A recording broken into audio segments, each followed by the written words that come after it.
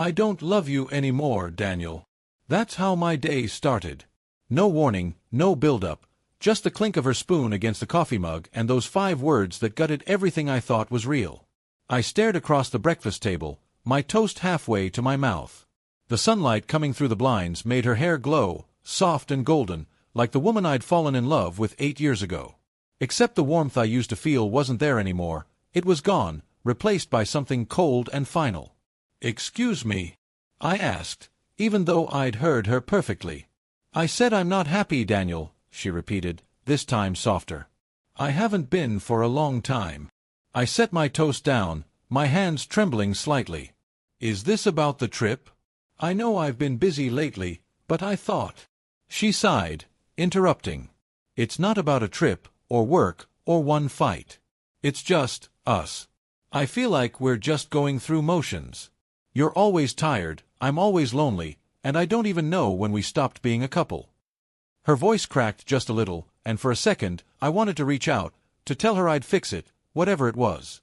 But something in her eyes stopped me. They weren't sad, they were relieved. Relieved. That's when my stomach sank. Because that look doesn't come from someone who's just realizing they're unhappy. It comes from someone who's already decided what they're going to do about it.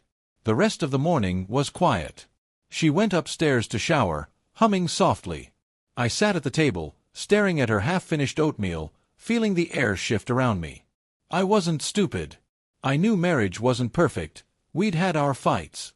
But this felt rehearsed. Too calm. Too clean. Like she'd practiced it. I went to work but couldn't focus. My phone buzzed once, a message from her. "Don't forget, dinner at Mom's tonight. Be home by 6. I stared at it for a long time.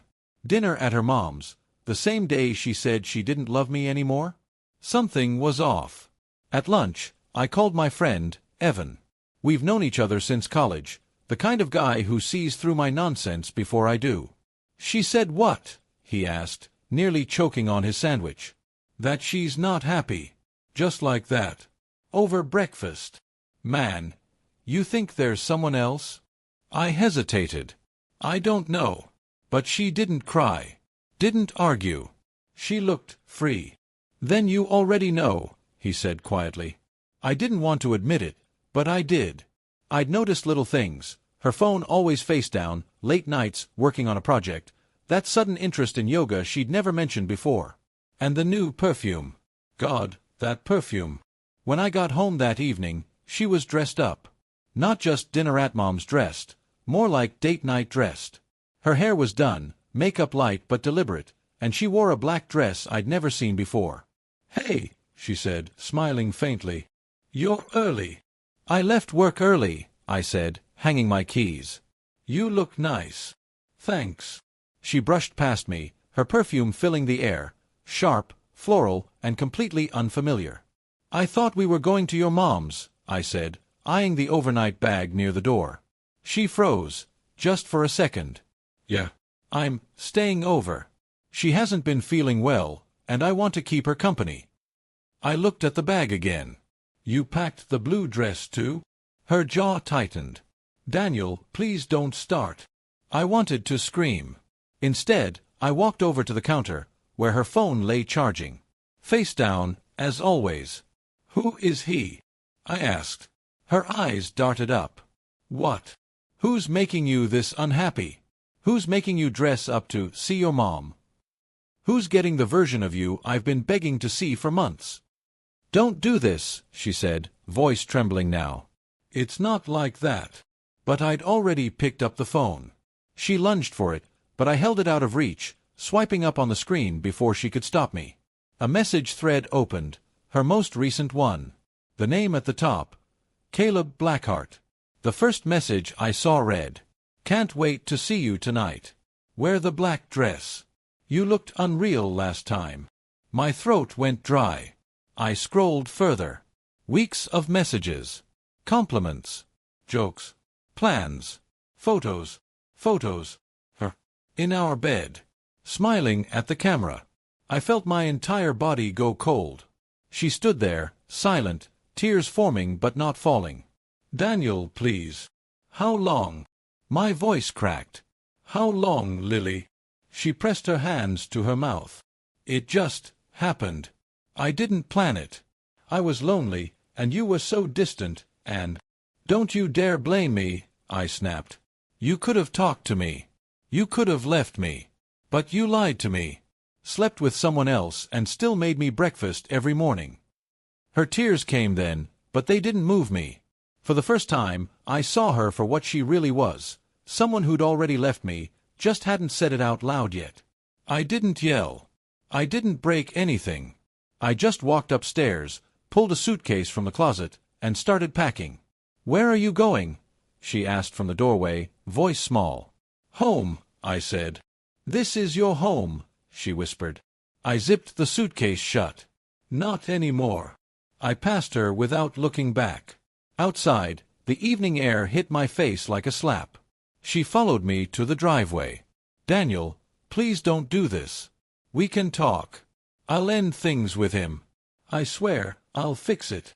I stopped at the car door, turned to her, and said the words that had been burning in my throat all day. You already did, Lily. You ended it over breakfast. Then I got in the car and drove off, watching her shrink in the rearview mirror until she disappeared completely. I spent the night at a hotel. Didn't eat. Didn't sleep. Just stared at the ceiling, replaying every moment of the last few months. The laughter that suddenly stopped. The phone she always guarded. The distant stares during dinner. It all made sense now. The worst part wasn't even the betrayal, it was realizing how blind I'd been. How I'd convinced myself that love was enough to hold someone who'd already let go. By morning, I'd made my decision. When she called, I answered on the first ring. Daniel, she said, her voice hoarse, I'm sorry. Please come home. We can talk, or go to counseling, or— No, I said quietly. We're done. She broke into sobs. You can't just throw it away like this. You threw it away the moment you let someone else touch you, I said. I'm just cleaning up the mess. There was a long silence. Then, through the static, she whispered, I didn't think you'd actually leave. I didn't think you'd actually cheat, I replied, and hung up. 2 weeks later, the divorce papers were signed. She didn't fight it. Maybe she thought I'd cool off, that I'd come back once the pain dulled. But some things, once broken, can't be repaired. I learned that the hard way. Evan helped me move into a new apartment.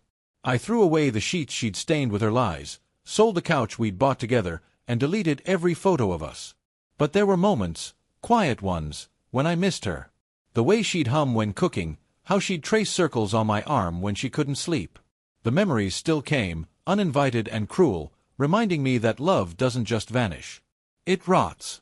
A month later, I ran into her by accident, at the grocery store. She looked smaller somehow.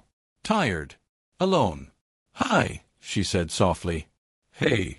We stood there awkwardly between aisles, the smell of detergent filling the silence. You look good, she said. Thanks. I just wanted to say, she paused. I never meant to hurt you. I was stupid. Caleb, he wasn't what I thought. He left a week after you did. I nodded. I'm sorry it ended like that.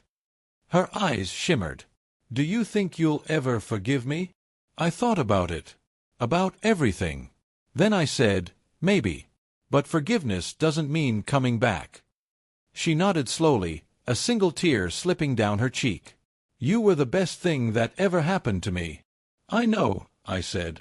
That's what makes it hurt so much. And with that, I walked away. That night, as I sat in my quiet apartment, I thought about that morning, her spoon clinking, her voice calm as she said she wasn't happy. She thought she was setting herself free. But what she didn't realize was that so was I. By dinner, she learned she was already single. And by midnight, I realized something too. Sometimes losing someone isn't the worst thing that can happen. Sometimes, it's the first step to finding yourself again.